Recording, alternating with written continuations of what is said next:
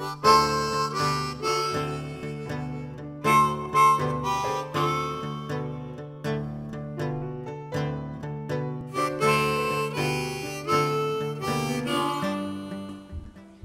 everybody, I'm Kimberly Turner from cookingwithkimberly.com, and today I'm going to show you how to cook Napa Jack's buttermilk chicken tenders. So I've got two big, beautiful chicken breasts, boneless, skinless, and I'm just going to cut them into strips. As you can see on your breast, you're probably going to get that little tenderloin. That's one just beautiful little tender strip all by itself. So I'm going to cut them into, I don't know, 3 or 4 extra strips.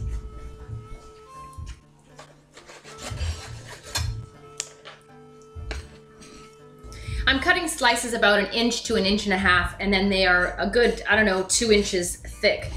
These are nice big chicken breasts. These will cook relatively quickly in your frying pan, which I have preheating on my stovetop on a nice medium heat. I've got maybe, I don't know, 4 tablespoons of vegetable oil. You can use whatever kind of oil you like. I also have a couple tablespoons of bacon fat mixed in just for some nice flavor, and I have it on hand. Depending on how thick you slice your chicken breasts will depend on how many chicken tenders you get. I think I have about 10 here, I would think. So what I'm going to do now is I have an assembly line going. So you're going to have the buttermilk, which is what I'm using, and don't be afraid of buttermilk. Buttermilk sounds really unhealthy and it sounds kind of fattening, but it's not. It's only 1%. That's like 1%, drinking 1% milk. It kind of has a, if you can think of milk combined with sour cream, it kind of has that kind of flavor, okay? So I've got a bowl for each thing. I've got buttermilk, I've got flour, I have an egg wash, and I have some crumbs. Now you can use breadcrumbs, you can use cracker crumbs or cereal crumbs, like cornflakes or Rice Krispies, something like that. But today I have a combination of crumbs, some breadcrumbs, some cracker crumbs. I'm using this really great spice rub from Napa Jack's. It's Napa Jack's chicken and fish rub. It's really, really delicious. It has all kinds of delicious things in here. It's going to give us a nice base of flavor. Look at this inside there. Beautiful. So we've got in here, I'll read you what they have. It's garlic, salt, onion, orange peel, spices, sugar, parsley, green bell peppers, paprika, cilantro, and canola oil. Everything that you can understand. Really, really nice stuff, but the spices, that's the key. See, there's some extra stuff in here that they don't want to tell you. They just say spices. So I am actually going to add this to each one of my little stations here. A little bit in eggs, a little bit into the buttermilk. You have to season every layer. Gorgeous. Use as much or as little as you like. I also have some extra freshly ground pepper because I like my stuff a little bit spicier than most. Now just make sure that that is evenly dispersed in your crumbs and in your flour. Stir through with your eggs and in your buttermilk as well. I just love using buttermilk. It has such a lovely flavor. Now this spice rub comes from Wine Country Kitchens. You can find them online at winecountrykitchens.com for this spice rub and their whole line of Napa Jack spice rubs, which are all very exceptional. Now you want to test your oil. I'm not going to start dredging my chicken tenders until I know my oil is nice and hot. So I just take a little bit of water and see if it sizzles in that oil, and if it doesn't yet, you need to let it heat a little bit longer. I'm gonna go ahead and pan fry these on a medium-high heat. Okay, I have prepared a plate with some dry, clean paper towels to drain my chicken fingers when they come out of this oil. Now, I have already have one batch in, and I'm gonna show you the next batch. If you have to add any extra ingredients to your stations, make sure you do so. Just add a little bit more and then re-season. I have used 3 eggs. I used probably 3/4 of a cup of buttermilk and maybe 1.5 cups of flour, and the same with the breadcrumbs. But don't worry, you're not going to waste these extra ingredients if you have any left over. I'm going to show you what to do and to get something really tasty out of them too. So you want to make sure these are nice and browned, and they are. Let's take these guys out and then I'll show you my next I don't batch. Like to start dredging my chicken until I know my oil is nice and hot and ready. So you want to make sure that all of these guys are out of the pan before you start trying to re-dredge another batch. Again, you don't want to overcrowd your pan. So just place these on the paper towels to drain. All right, in between batches, I like to just tilt my oil to one side And I like to take a paper towel and just try and get out any of the bits that look like they're going to really burn. Not that I don't like a little bit of little bits in there, especially for later, you'll see why. But you just don't want it to burn and give a bitter taste. So do your best to get some of that out. In between batches, you may need to add just a little bit more oil because the first batch would have sucked up a little bit of it. So be sure that's heated through before you start dredging your chicken again. In the meantime, I'm going to let these guys just kind of sit in my buttermilk. They can hang out for a little while.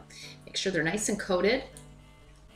If you marinate your chicken overnight with buttermilk, it really tenderizes it, makes it really delicious too. In the meantime, I'm gonna turn my oven on the lowest setting. I think it's about 170 for mine degrees Fahrenheit, and I'm going to put my drained chicken fingers on a cookie sheet, baking sheet, so that they can stay a little bit warm until my other batch is ready. So, okay, my oil is ready, and I'm going to put these guys, as soon as they're finished dredging, right into that hot oil.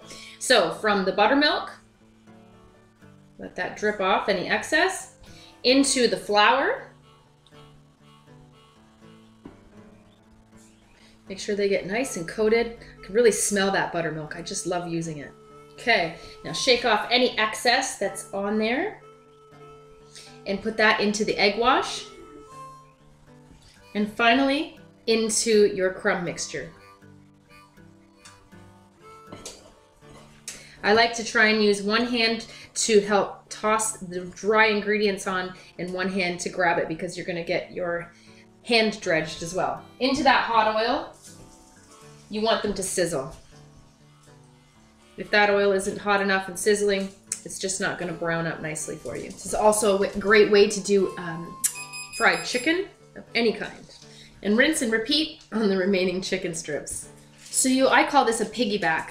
You want that dry, I call this a piggyback. You want that to be moistened first, the meat, and then you put it in dry ingredients, and then you put it in wet again, and then you finish with the dry breadcrumbs. And that's the way that they're gonna stick on there together. They have to stick to something. And you wanna make sure that you're really shaking off any excess because that's just gonna burn in the bottom of your pan, and that's gonna give a bad taste. You don't want that. So golden brown is what we're looking for. Turn them over as soon as they are, but don't mess with them too much because you don't want to ruin any of that coating on the outside. Okay, that's the rest of them, and they look gorgeous, first of all. Take that pan off of the heat. Here's one more batch. I'm gonna put these in the oven to keep warm as well, and I'm gonna show you what to do with the rest of these ingredients. Again, do the pan tilting trick and wipe out any of that excess crumbs. All right, if you've never thought of this before, you're gonna love this. I'm gonna make savory pancakes with the remaining mixture here. So just add everything together, no matter what you have left, some eggs, a little bit of the buttermilk, some flour, and those breadcrumbs, and mix it all together, okay?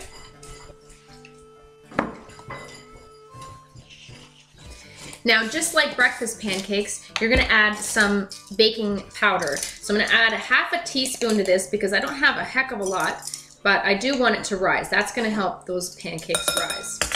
You also don't wanna empty that pan yet of the oil because you're gonna use that same oil. Now stir to combine that and see what kind of consistency you have going on. Now you're looking for the consistency of, pancake batter. If it's too wet, just add a little bit more flour or a little bit more breadcrumb. Mine is a little bit dry, so I'm gonna add a little bit more buttermilk till you get a nice consistency that you're looking for. It doesn't have to be rocket science. Now these are nice served with just some hot sauce, and you can serve them alongside your chicken fingers. I guess there's a whole bunch of names. Chicken strips, chicken tenders, chicken fingers. All right, that looks like a consistency we're looking for. You're also gonna see that your baking powder is gonna start activating, and it's going to start forming little bubbles in your batter here. So anytime I'm dredging something and I have these leftover crumbs, this is what I like to do with them. Okay, so I'm just gonna make 3 nice little pancakes and spread them out equally. Make sure your oil is nice and hot again. And now you're gonna see why you wanted to remove some of those extra crumbs. They would really embed themselves into your pancakes, and you don't want burnt crumbs. Crisped up brown crumbs are nice, but not burnt. Again, if you need a little bit extra oil, go ahead and add it. I'm gonna use the same draining paper, and into my pan they go.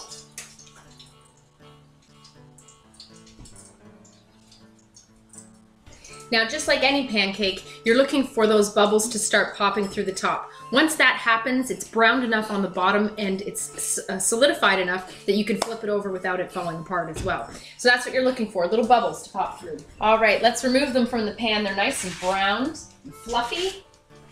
Plus, now you haven't wasted any of these delicious ingredients. You don't want to waste things. So now you have like a bread alongside you can just pick up and eat with your chicken fingers as well. So keep these warm, and we're gonna serve them in a minute. These guys look awesome. Now you can serve these by themselves with plum sauce, with ketchup, hot sauce, any kind of sauce you want. I have a ton of recipes you can check out under sauces, okay? And I would even suggest a beautiful balsamic remoulade, and that'll be at the bottom of your screen now. Really tasty things going on. So I'm gonna try one of these. These look so beautiful. Look at that, oh boy. And I just love these little pancakes. They are my favorite. Surprisingly delicious. Look at that. Beautiful and fluffy. Perfect accompaniment that you can just, it's all finger food. I love that. So I'm gonna grab one of these and try one for you. Nice big one. We'll break it in half so you can see inside. So my chicken is really beautiful and moist. I don't know if you can see that or not, but it is gorgeous. You want some of this, Mom? Oh, yeah. I love finger foods. This is perfect for the weekend, a Friday, or midweek. I like mine all by themselves. The breaded coating is crispy and crunchy, full of flavor from this awesome spice rub. The buttermilk gave a really nice combination of texture and flavor as well. Don't forget your pancake. Pancakes don't always have to be sweet. It'll open up your whole world when you discover savory pancakes. Make sure you also check out my recipe for Napa Jack's meat on a stick. It's done very similarly with different meat and on a stick, but pretty much a similar premise. Also, you can use the dredging ingredients and make those savory pancakes with that as well. Really, really tasty. The spice rub just infused every layer with amazing flavor. The buttermilk, the flour, the egg wash, the breadcrumbs. This is mouth-wateringly delicious. I'm double fisting over here. That chicken is so moist. I don't know if you can see it, but this, the coating on the outside isn't too thick. I don't like it when it's just like a big, huge coating, okay? This is just perfect. It provides you with that nice crunch and some gorgeous flavor. Everybody loves chicken tenders and pancakes too, whether they're kids or whether they're adults. You're gonna please the masses with this. The seasoning is a gorgeous base of flavor. It's not overpowering. It's not oniony, garlicky, and the whole nine. It's just beautifully balanced. Make sure you check them out online at winecountryKitchens.com for this spice rub and their whole line of them. They are so delicious, and I get to do so many cool things with them. Just fabulous. You're gonna love this. So I hope you make this recipe too. That's how you do it. That's how you cook Napa Jack's buttermilk chicken tenders. You're gonna love it. All right? Follow me on Twitter at Cooking with Kim E with a capital E. Like the fan page at facebook.com/cookingwithkimberly. My shows are on ifood.tv/cookingwithkimberly, youtube.com/cookingwithkimberly, and you can find my channel on Roku, Cooking with Kimberly. Come to my website at cookingwithkimberly.com and subscribe. Interact with us and let us know what's going down in your culinary world, all right? Be a champion in your kitchen and eat deliciously. Bye.